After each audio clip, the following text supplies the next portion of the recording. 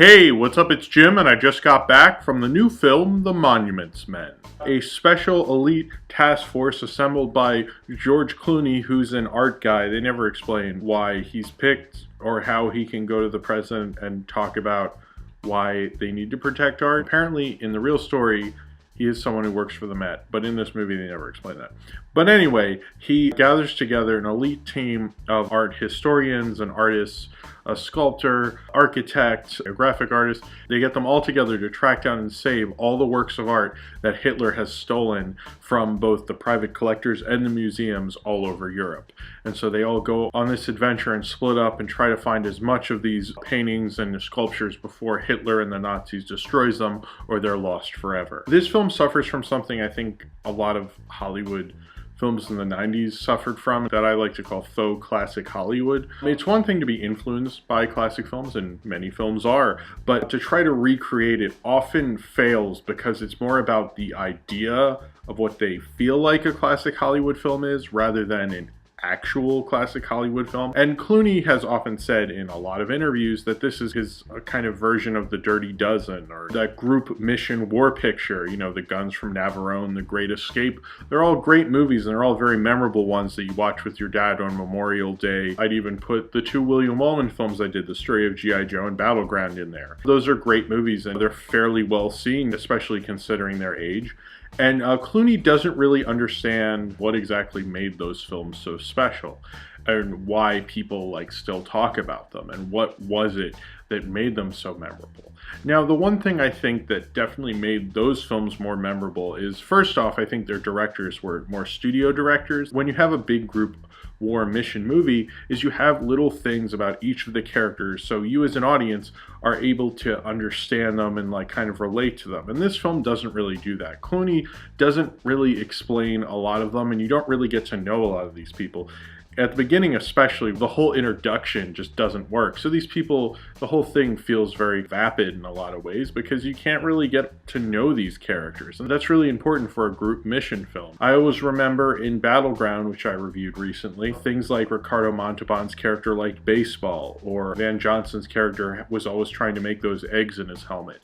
And that's some silly little things, but I remember that about them. And every time he does a big, pretentious speech about how art is important, he kind of doesn't really sell it on me because I could really give two fucks about a lot of these people and a lot of these characters. And even though he has highly charismatic character actors and actors with John Goodman, Bob Balaban, Bill Murray, and Jean Valjean, and Matt Damon, I just say very serviceable performances from each of them. He doesn't really seem to know how to really get them to shine in a movie like this.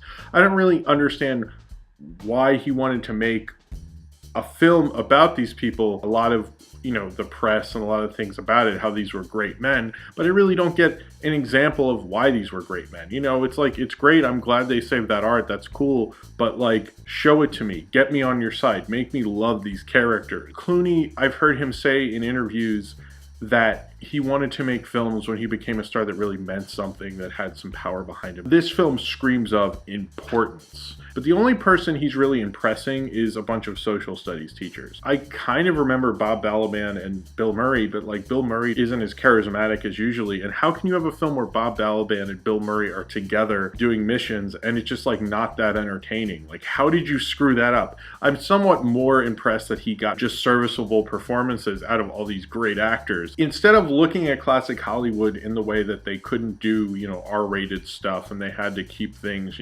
under the production code or whatever the ratings were at the time, this film doesn't look at how a lot of those directors snuck a lot of stuff by and a lot of things were implied.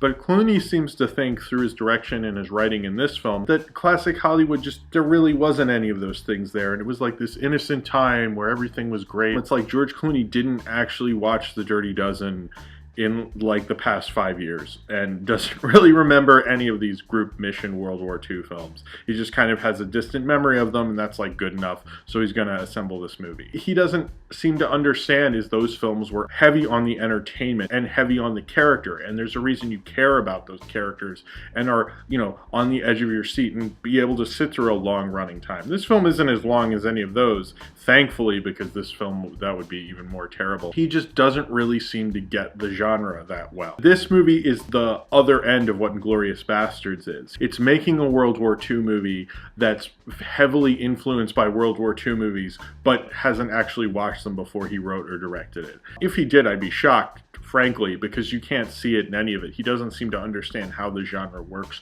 whatsoever. I like Clooney a lot as an actor. I'm not as into him as a director, and his last two films, I just don't really get what he's trying to do. I think he's too interested in importance and not interested in, making a good movie and an entertaining movie. It's kind of a subject matter where I'm sure a lot of people are like, yeah, who cares about art when all these people are dying? I agree that art is important, but he never really sells it to us. And the fact that we don't really know what George Clooney's character's deal is other than he lives in New York and really likes art. When he assembles the team, that sequence is just done in the opening credits very quickly. He's just not interested in character moments. And what he is interested in is dragging along this plot in a very sloppy way. The only character who I thought had somewhat of an arc was Cate Blanchett, and that wasn't really that great either. I think this is probably, and a lot of people would agree with me, his worst film. It feels like he's really on a downslope since at least I think it was Leatherheads. And then it was Ides of March, and now this. Films that scream of importance but don't really earn their importance. They feel like they are important, so I guess by default they are. And for people who like movies, this is bland and vapid and shows no love for the actual genre it's trying to do. So in essence, what was the point in making a film like this? What was the point in directing a film like this?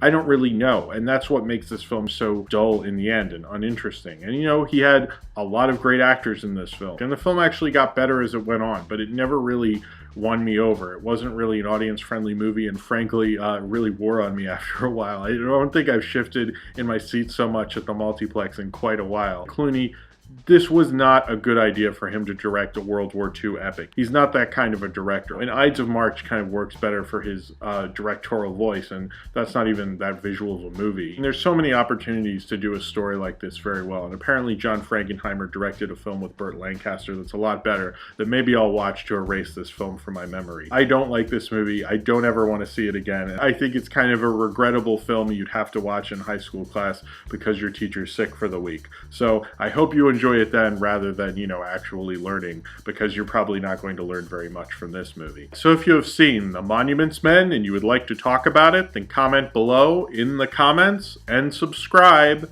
if you would like to.